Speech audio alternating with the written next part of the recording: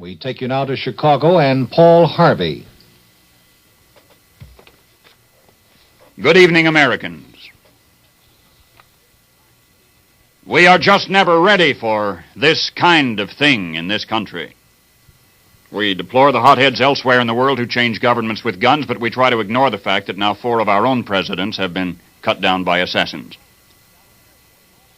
It had been such a tremendous welcome at the Dallas airport and all along the parade route that Mrs. Kennedy, who had become perhaps his greatest political asset, turned to her husband and said, "You can't say Dallas wasn't friendly to you."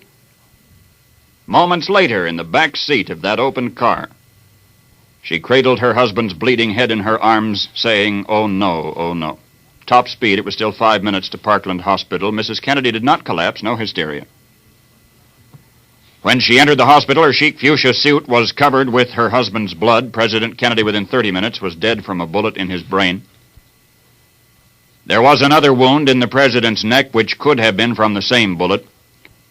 Mrs. Kennedy's wish was to return to Washington immediately to be with the children.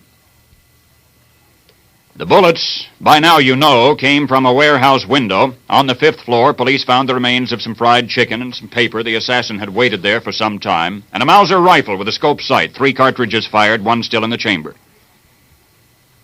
Dallas policemen advised that a suspect had entered a theater in the Riverside section, chased him there. There was a shootout. 1 policeman was killed. The suspect was captured, Lee H. Oswald, at 24. They dragged him from the theater screaming.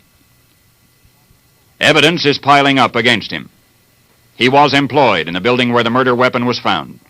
Lee H. Oswald traveled in Russia in 1959, married a Russian woman, renounced his American citizenship, tried to apply for Russian citizenship.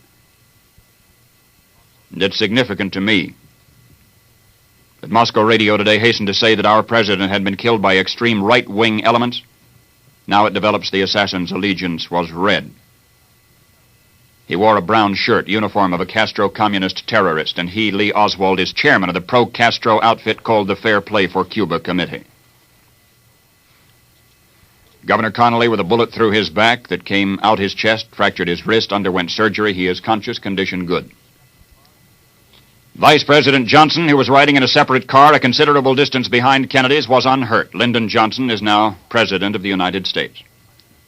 Within less than 2 hours of the president's death aboard the presidential plane in Dallas, Johnson took the oath of office sworn in by a woman judge and then took off with the widow and the body for Washington.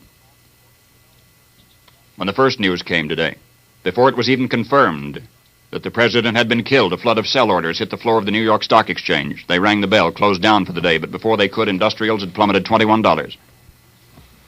And the commodity exchanges closed down, and Congress recessed, and sporting events most everywhere scheduled for tonight are canceled. Pope Paul, advised, went to his private chapel to pray.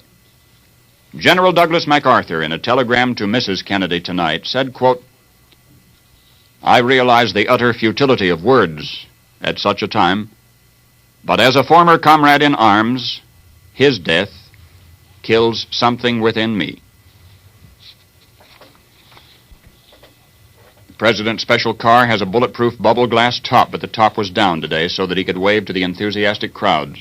The Dallas reception was the most enthusiastic of any stop in Texas. For weeks, a big debate raged over who of the city's luminaries would get to sit at the head table this noon. Nobody did. And on the president's White House desk tonight are the calls and the callers and the documents and the urgent things to be done which could not possibly await his attention for another day. But they will wait now. It is for us that one must grieve tonight. For a generation which has so refined its intellect that it can split atoms and communicate with the moon, and yet remains at the mercy of its own undisciplined emotions. If the world is one day destroyed, it'll come just like this, you know. It'll not be the H-bomb that did it. It'll be the greed or the fear or the hate that set it off. Paul Harvey, good night. ABC, Chicago.